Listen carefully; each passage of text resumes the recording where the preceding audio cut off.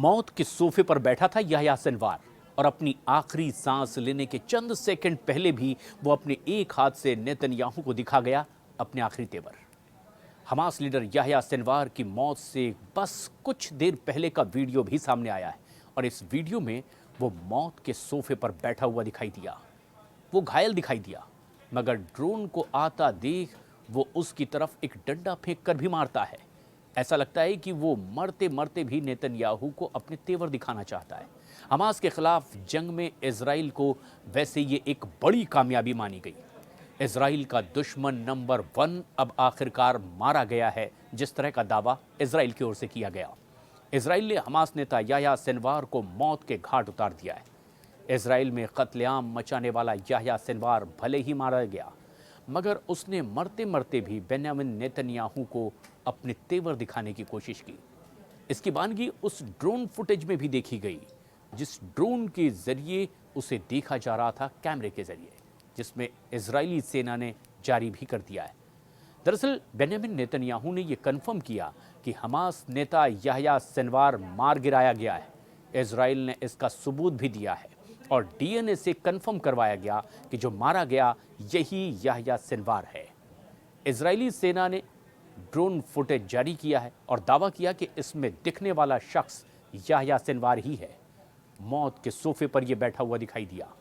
मरते मरते नेतन्याहू के उस हमले से भी वो लड़ता दिखाई दिया। हमास नेता याह्या सिनवार मरने से पहले आखिरी पल किस तरह से छटपटा रहा था, ये भी उस ड्रोन कैमरे से दिखाई दिया। मौत के बस कुछ देर पहले का वो मंजर जो कैमरे में रिकॉर्ड हुआ। याह्या सिनवार गाजा के एक तबाह अपार्टमेंट में सोफे पर घायल अवस्था में बैठा दिखाई दे रहा था। अपार्टमेंट की दीवारें बमबारी और गोलाबारी से उड़ी हुई थी। वीडियो में भी ये साफ दिखाई दे रहा है कि हमास नेता का दाहिना हाथ बुरी तरह से घायल है और वो सोफे पर बैठा हुआ है और बहुत अच्छे से हिल भी नहीं पा रहा है। हालांकि जैसे ही इजरायली सेना का ड्रोन उसकी तरफ बढ़ता दिखाई दिया, वो अपने बाएं हाथ से डंडा उठाने की कोशिश करता है, उछालता है ड्रोन की तरफ कि शायद वो इससे बच सके। लेकिन उसकी ये तमाम कोशिश इजराइल के उस हमले के बाद नाकाफ़ी साबित हुई। इजरायली विदेश मंत्री ने शुरुआत में ही ये बताया कि डीएनए टेस्ट के जरिए इस बात की पुष्टि हो चुकी है कि हमास चीफ याह्या सिनवार को ढेर कर दिया गया है। याह्या सिनवार ने ही 7 अक्टूबर को इजराइल पर हमले के ऑर्डर दिए थे और ये पूरे इतिहास के बड़े हमलों में से एक माना गया। उन्होंने बताया कि सिनवार के पास से एक बुलेट प्रूफ जैकेट, ग्रेनेड भी मिले हैं।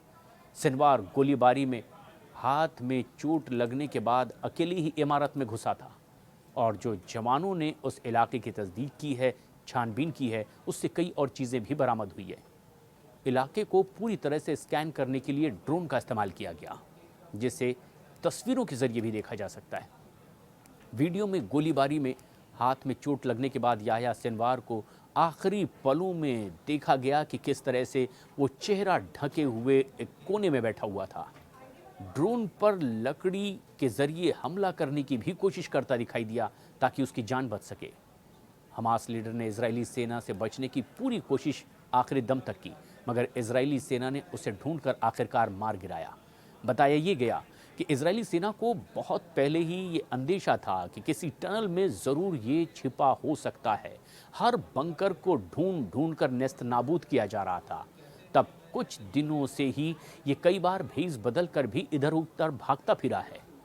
कुछ ऐसे बंधक जो इजराइल के थे, उन्हें भी अपने इर्द गिर्द याह्या सिनवार रखा करता था, ताकि अगर इजराइल कभी सिनवार पर हमला करने की कोशिश भी करे तो सबसे पहले इजराइल को खतरा हो कि उसके अपने लोग ही उस हमले में मारे जा सकते हैं।